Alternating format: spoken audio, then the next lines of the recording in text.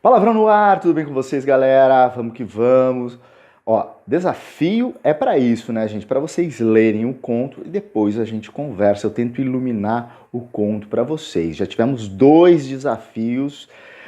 O primeiro foi o Machado de Assis com a Cartomante e o segundo, a nossa querida Clarice Lispector com Felicidade Clandestina. Gostaram dos contos? Conta para mim aqui, deixa as suas impressões, principalmente deste conto que hoje a gente analisa aqui, um conto do russo Anton Chekhov. Gente, vai para qualquer lista de melhores contistas do mundo. O Chekhov vai estar em quase ou em todas estas listas. Então, se você quer entender o que é um grande conto, quer ler um grande contista e um grande escritor, tá aqui, né, o nome do Chekhov.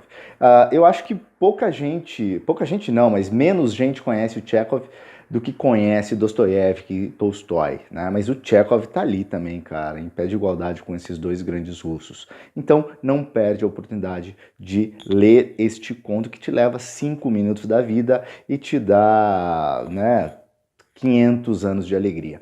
Bom, começa o conto é triste pra caramba, né? Você que leu, começa com uma epígrafe gelada, porque o conto todo é gelado e se passa no gelo russo, no inverno russo. A quem confiarei as minhas tristezas? É um conto sobre falar com o outro, sobre depositar em outro ser humano as suas tristezas, em dividir o fardo. E pergunto para você que está aí, gente, quem nesta vida não se sentiu um dia sozinho, sem ninguém com quem possa conversar? Às vezes a gente até dramatiza, podia chegar para a mãe, para o pai, mas não se sentiu confortável. Agora, imagina uma situação em que você realmente está sozinho e não consegue falar sobre uma tristeza. E aqui, gente, não é qualquer tristeza, é a perda de um filho. O Iona, o nosso cocheiro, um cocheiro é o Uber de hoje, um taxista de hoje, né? Um sujeito que tem trato, que tem convívio com muita gente, que vai passando rapidamente, obviamente, pela sua vida. E ele quer conversar sobre isso, né? Tem um momento do texto que ele fala assim, eu quero conversar assim, bem, eu quero conversar olhando para a pessoa, falando das minhas tristezas. O meu filho morreu.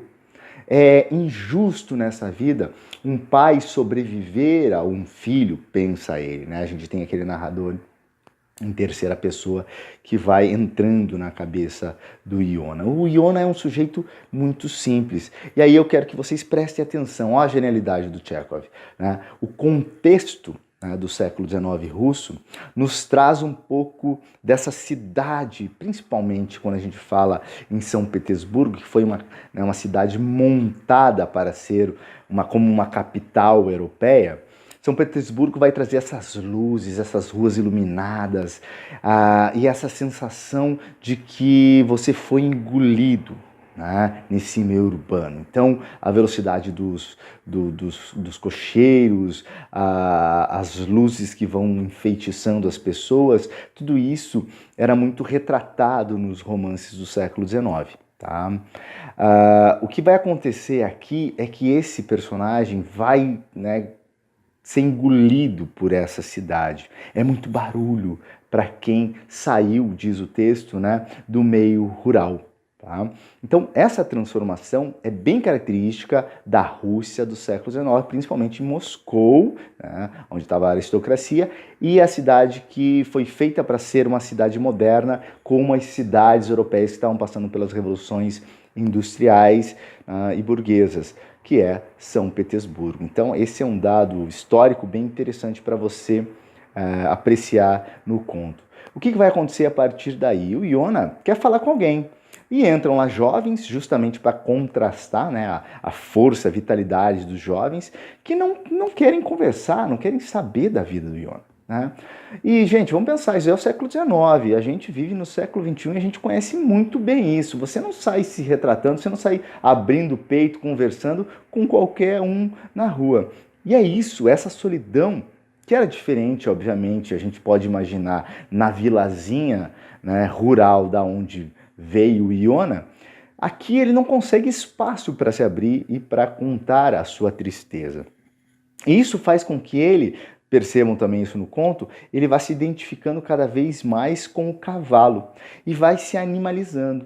É como se o conto nos dissesse, gente, se alguma coisa define ou caracteriza o ser humano, é a sua capacidade de linguagem, é a sua capacidade de poetizar a linguagem para contar sobre suas alegrias, sobre suas tristezas. Ou seja, de se comunicar. A partir do momento em que a gente não consegue se comunicar mais, é como se a gente virasse animais, nos transformássemos ou ficássemos perto de sermos animais, tá? E é isso que a gente vai vendo, essa transformação que vai ocorrendo com o personagem do Iona. É muito bonito, né, a gente ver toda essa... É muito bonito no sentido estético, mas muito triste, porque o conto para mim, muito triste, como ele vai sendo hostilizado, certo? Ele vai sendo descartado. Tá? E aqui a gente está falando das relações hoje, do século XX, descartáveis, né? Entre outros chavões que a gente usa. A gente está falando do século XIX ainda e da nossa capacidade de não compreender o outro, de não olhar para o outro e falar assim, tá bom, me conta, me fala, né? Abre seu coração e me conta. E todo mundo acho que já sentiu um pouco isso. Bom, o Iona não consegue realmente falar com ninguém. Caminha para sua casa, penúria, tristeza, ele é muito pobre, e vê que o dinheiro que ele conquistou não dá nem para o feno do cavalo. Tenta falar com mais um sujeito que está lá nos apartamentos que ele divide, nos quartos que ele divide, no lugar onde ele vive, muita penúria, muito frio, né? O conto todo te leva para lugares que você fica meio se sentindo incomodado, né? Você fica meio com frio, meio desajeitado o conto todo, se você realmente entra nele.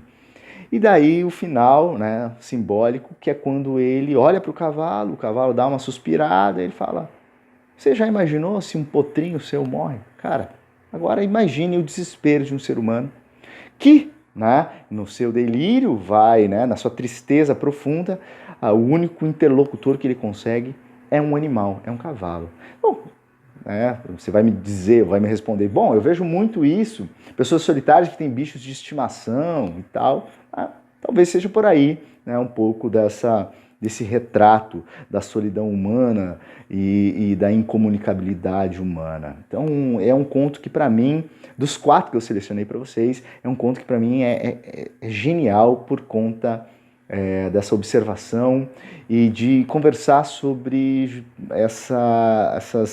essas características humanas, essa crueldade com que a gente... ou crueldade ou indiferença com que a gente trata por muitas vezes os outros. Beleza? Gostou do conto? Me conta, né? Escreve aqui embaixo o que é que você gostou do conto, quais são as suas impressões, o que você viu que eu não vi, porque o desafio serve justamente para a gente fazer esse fórum e essa conversa. Beleza? No mais, na semana que vem a gente termina o primeiro desafio do palavrão com um conto do Ítalo Calvino chamado Um General da Biblioteca, aqui direto da Itália, para homenagear esse grande nome da literatura italiana. Beleza, galera? Estamos no Instagram, no Facebook, eu encontro vocês lá, vocês me encontram cá. Deixa o seu joinha, ativa as notificações e tudo mais que vocês já conhecem. Um beijo do palavrão e até a próxima. Valeu!